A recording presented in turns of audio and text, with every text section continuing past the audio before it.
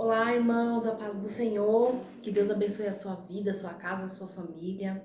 Mais uma vez, mais uma oportunidade, né, de estar aqui gravando vídeo para vocês, de estar compartilhando da palavra do Senhor. E sempre para mim é um motivo de grande alegria e grande satisfação saber e entender que de uma certa forma vocês têm visto os nossos vídeos, que vocês têm curtido, que vocês têm interagido. E isso é muito bom, né? Porque a gente acaba compartilhando da palavra do Senhor. Irmãos, hoje eu vou falar a respeito do cônjuge que expõe o outro ao adultério. A palavra de Deus diz que o casamento ele é um só, que ele é indissolúvel, que ele é monogâmico, que ele é algo criado por Deus para o gênero humano, a união entre homem e uma mulher, para ser essa união perpétua e perdurar até a morte. Mas nós sabemos que também nos nossos dias atuais, o adultério, a separação, o divórcio, o pecado, ele adentrou e destruiu, né? Tudo, essa relação entre o homem, né? Entre o marido e a esposa. E infelizmente muitos casamentos acabam chegando ao fim, né? Brigas, discussões, traições, crises, diversas formas pode acontecer de um casamento chegar ao fim. Mas hoje eu quero falar a respeito do quando você expõe o cônjuge ao adultério. Quando você se divorcia da sua mulher, quando você se divorcia do seu marido, a palavra do Senhor diz que você expõe o seu cônjuge a viver em adultério. Aqui em Mateus, no capítulo 5, eu vou abrir aqui para vocês e a gente vai ler junto esse texto, que é onde Jesus vai falar a respeito ali no Sermão do Monte. Então ele vai tratar, né, sobre todas essas questões do Sermão do Monte. A palavra do Senhor diz o seguinte em relação ao marido, né, que expõe a esposa ao adultério. Diz assim, Mateus capítulo 5, verso 31, diz assim: foi também dito, todo aquele que rejeitar a sua mulher, dê-lhe carta de divórcio. Jesus está dizendo o seguinte, foi dito a vocês, todo aquele que rejeitar a sua esposa, dê-lhe carta de divórcio. Aí ele vai falar, eu, porém, agora o que vale o que eu estou dizendo, eu, porém, vos digo, todo aquele que rejeita sua mulher, ou seja, que rejeita a sua mulher legítima, aquele que ele fez uma aliança, né? Aquela mulher a qual ele se aliançou, que ele se uniu em uma só carne. Jesus está dizendo, todo aquele que rejeita a sua mulher faz tornar-se adúltera. Por que faz tornar adúltera? Porque, consequentemente, essa mulher que é deixada, ela vai sentir a falta de ter alguém, de ter um companheiro, de ter um ombro amigo, de ter um confidente, de ter ali o seu marido, né? Então, o marido, quando ele deixa a sua esposa, ele faz ela se tornar uma adúltera por conta que ele está privando, né, a mulher dele, privando a esposa do ato sexual, né?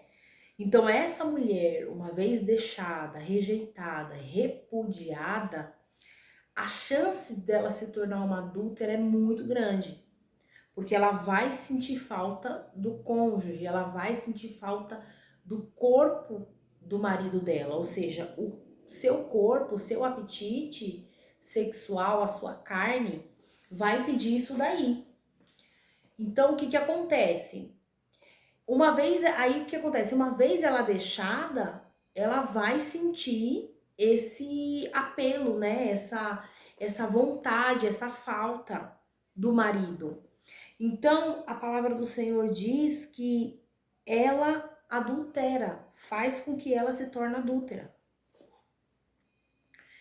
A não ser que se trate de matrimônio falso. E todo aquele que desposa uma mulher rejeitada comete adultério. Então, o que Jesus está dizendo aqui? Foi dito para vocês no seguinte: todo aquele que rejeita a sua esposa vai lá dar carta de divórcio, mas eu digo que todo aquele que rejeita a sua mulher faz ela se tornar uma adúltera.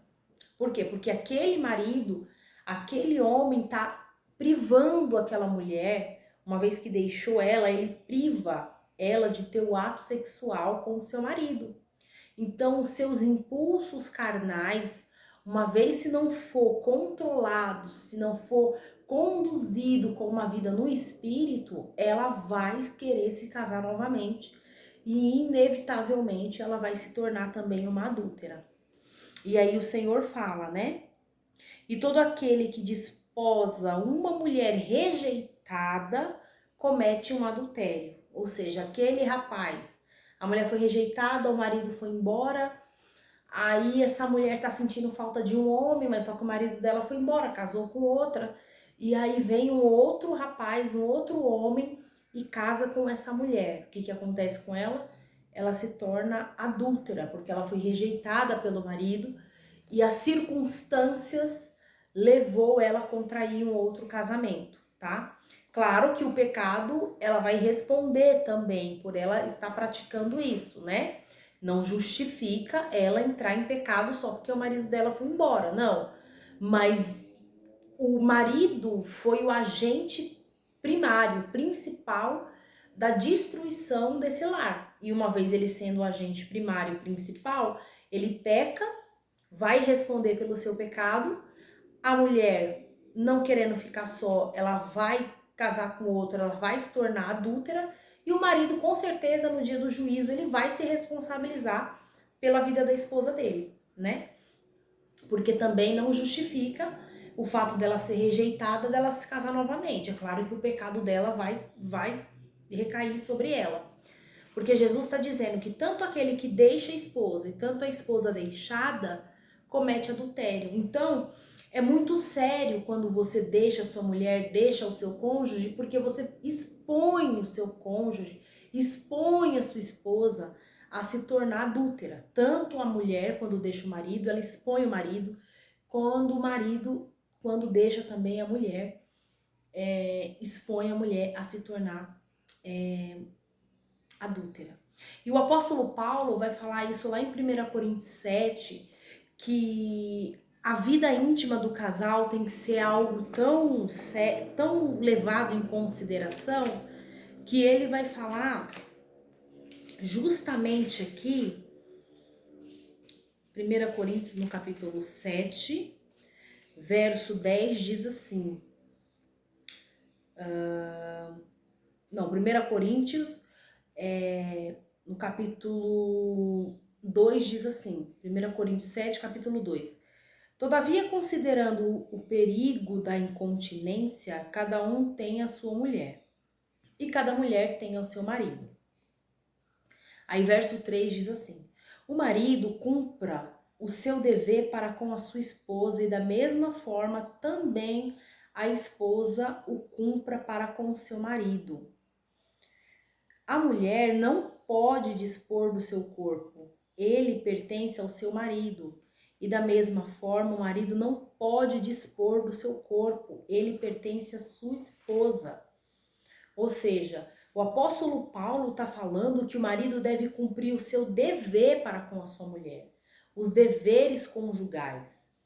O apóstolo Paulo está dizendo que a mulher não pode dispor do corpo dela, né? E nem o marido dispor do corpo dele. Por quê? Porque o corpo da mulher pertence ao marido e o corpo do marido pertence à mulher. Então, o apóstolo Paulo já começa o capítulo 7 dizendo que, todavia, todavia ele considera que ninguém tocasse mulher, mas por causa dessa incontinência, desses impulsos, desses anseios que a nossa natureza tem, ele diz, então cada um case e tem a sua própria mulher. A mulher não pode dispor do seu corpo para o seu marido, e o seu marido também não pode dispor do seu corpo para com a sua esposa. Por quê? Porque quando ele faz isso, ele abre uma brecha muito grande, então ele deve cumprir com os seus deveres maritais. Aí diz assim, no verso 5, não vos recuseis um ao outro, a não ser de comum acordo, por algum tempo para vos aplicardes à oração e depois retornai novamente um para o outro, para que não vos tente Satanás por vossa incontinência. Digo como concessão, não como ordem. Eu tô lendo aqui, lógico, a Bíblia Sagrada de Estudo, Ave Maria. Então, o apóstolo Paulo diz que o homem e a mulher não podem se privar muito tempo do sexo.